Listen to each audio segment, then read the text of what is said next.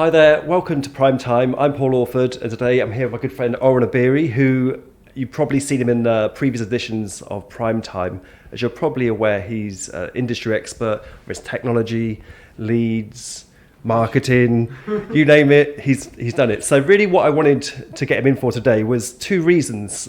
Number one, every brokerage I've seen is missing out on this, and it's a huge way for them to generate revenue. And number two is to pick this man's brains on how to be like a brain surgeon, almost extract more money essentially from the client, which is really, let's face it, what FX brokerage is about, because you're really kind of saving money on your clients. So the first subject is marijuana, trading it as a CFD. Now, before we go any further, here's the caveat. We're not saying trade it as a physical or something like this. We're talking about stocks like Canopy and anything else listed primarily in Canada or the USA.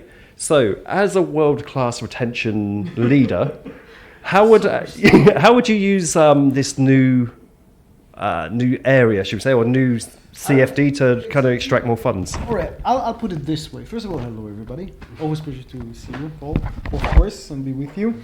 So this is my point of view. I'll call it the CBD industry, okay? Which is not the right name, I know, but you know. So Mary Jane industry, all right?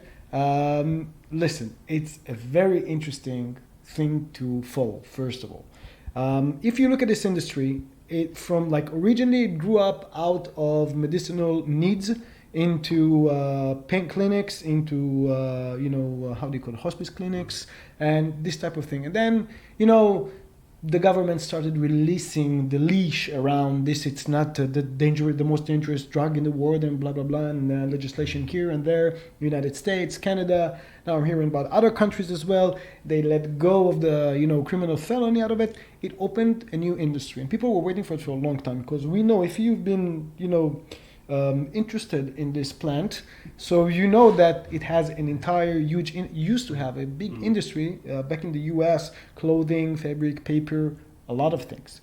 So I like it when they started with the oils and everything. And then you ask yourself a question: how the hell can I use it in Forex, or can I use it in CFDs, basically? So the most important thing is always to be, first of all, trendy and up to date. As a business, it doesn't matter what you sell. You can be like baby clothes, all right? So that's number one. Number two, you want your clients to come and say, hey, I've read about this, I know this. So from my point of view in Forex and retention in general, every 3 months, God, the financial God, gave us the present of the earning season, right? The earning calendar. So you come and then you pick up the phone and you talk to one of the potential clients or active clients, and you tell him, blah, blah, blah, blah, blah, Apple. And he goes, yeah, I know Apple. Yeah, you get an iPhone? I have an iPhone. Do you know Microsoft? Yeah, of course, I've got a computer. So once you talk about things or products or services, or in our case, CFDs, which people understand, they know, they feel, it's all across them. It's really easy for them to understand what does it do. Unlike Euro USD, Euro JPY, what does it mean? I still don't know until like 10 years in the industry. Nobody really understands. So that's something really easy to resemble within, to understand. So I'm happy that this came in. And then from the retention point of view, you can start talking about something which has a very, very, let's say, clean and like angel aura around it, right? Because it's a very fast growing industry. You have a lot of companies in Israel, in the US, in Canada. The Balkan countries are, as far as I understand, and I've seen a few places, they are growing very fast with the manufacture of medicinal weed, okay, or marijuana. It's the same thing. And that's something that might be, and probably is, very attractive for people. And actually, if you work with operations, you get from the clients and from your sales and retention agents, they'll ask you, people are asking us, why don't we offer CBD, CFD symbols to trade on, all right? Well, here's another thing as well. Man, how many brokerages look like each other? All they advertise is, we got low spreads, low or zero commissions, fast withdrawal. Man, you look like your neighbour. You've really got to differentiate yourself and say, look, we've actually got this. And it can give you so many different avenues of becoming the number one marijuana brokerage, or new marketing materials, or have your marijuana stock trading guru, like the bow tie man who used to do FX. Of course. It's such a huge area which nobody's explored. I don't know if it's down to fear. lack of knowledge, or just everyone kind of sits in a box within this industry that are scared to get out?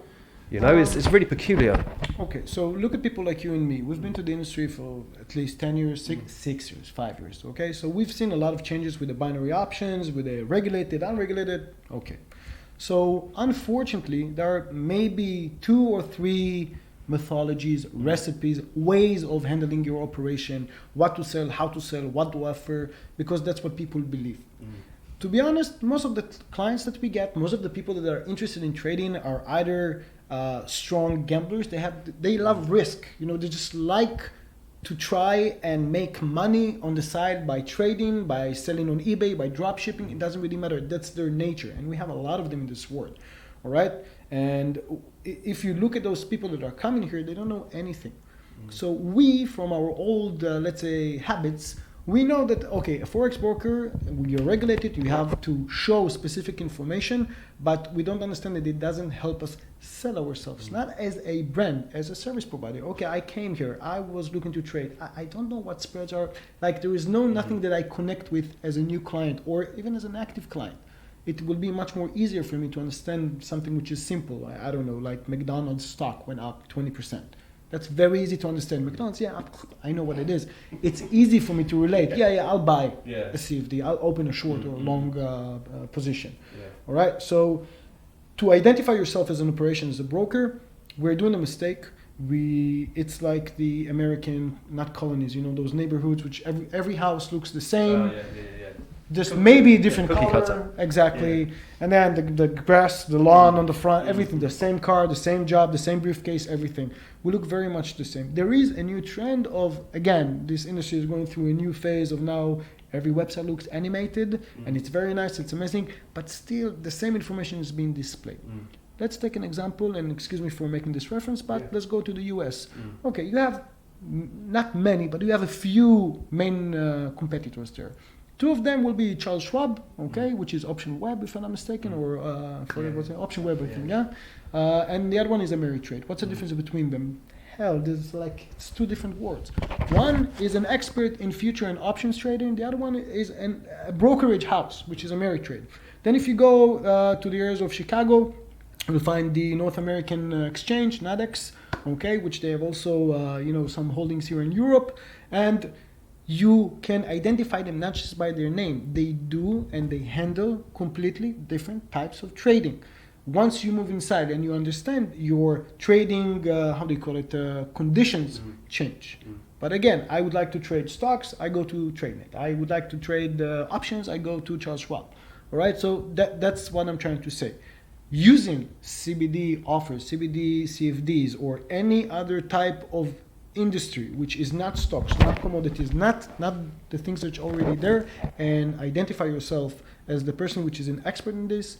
Put your analytics in there, put your videos, like cater into this thing. This may result in the future as a regulated broker that you might be able to take, I'm just saying, the Canopy B, for example, to help them do their IPO. And that will be a very interesting thing for you for the long run. You know, it's a long-term strategy. So you started as, we like this is what we do here. 2 years from now, you're doing the next IPO. And 2 years from now, you should have a big database of people which are interested in investing in those things for real, holding real, stocks in this company, percentages.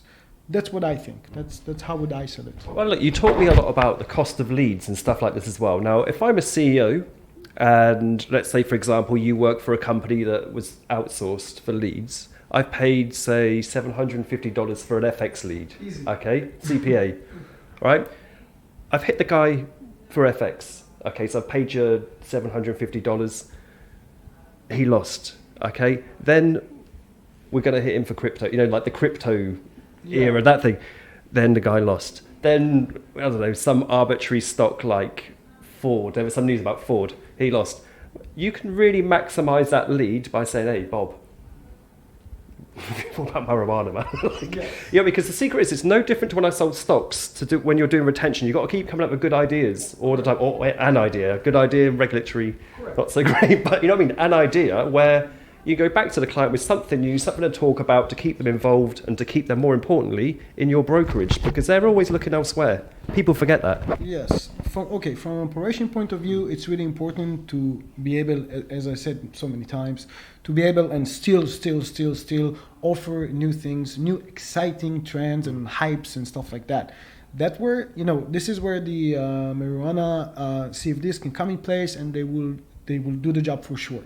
From a regulation point of view, I really don't know what's going on with the regulation these days. It's really hard to understand what they want to do. We used to watch their, weekly, bi-weekly, monthly curriculum and try to understand what they want, and it's really hard.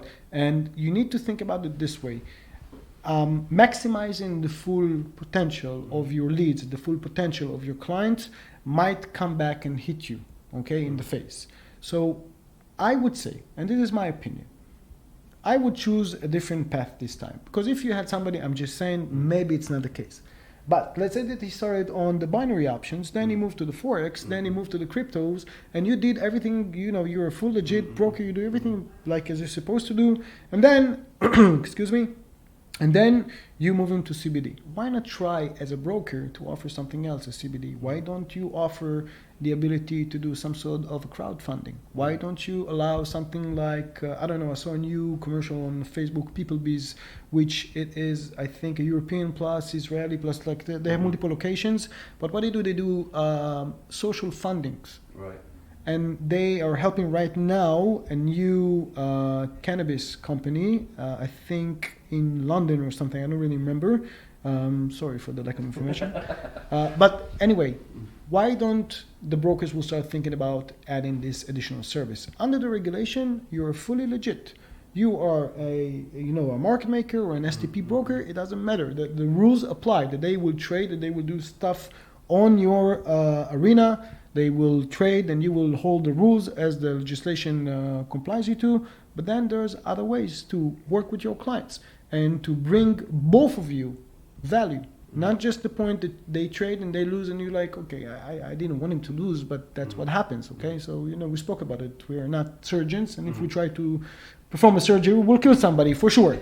So the same thing goes for trading. So why not change and take a longer path here, which is really interesting, and I really think that it's a huge opportunity with the CBD stocks and everything. Not just it's a huge industry. Those are products. There's right now in the United States. That's like today. Somebody spoke to me about this.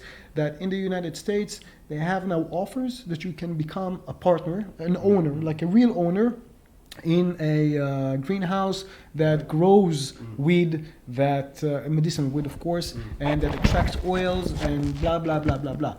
That's interesting. How can the broker can become a part of it? How can you maybe have, I'm not saying as a side gig, but as a part of your services? Maybe again, an IPO will be in place. Yeah. Maybe you should choose a few companies to follow and become some sort of a crowdfunding for them. People love this thing. You don't want me to trade. You don't want me to lose your money. We are both under the same agenda of making money together, making a true, real, good, sustaining investment. Maybe that's another, let's say, channel or optional version of investment that we should look into. Yeah. Well, I think it's kind of what we covered before. A lot of brokerage owners or head of marketing or CEOs are quite short-sighted. They will just stick to, we got a great Euro USD spread. Oh, nice one. Yeah. Congratulations, It will take you so far. Listen, the life expectancy today, as we know it, maybe I'm wrong.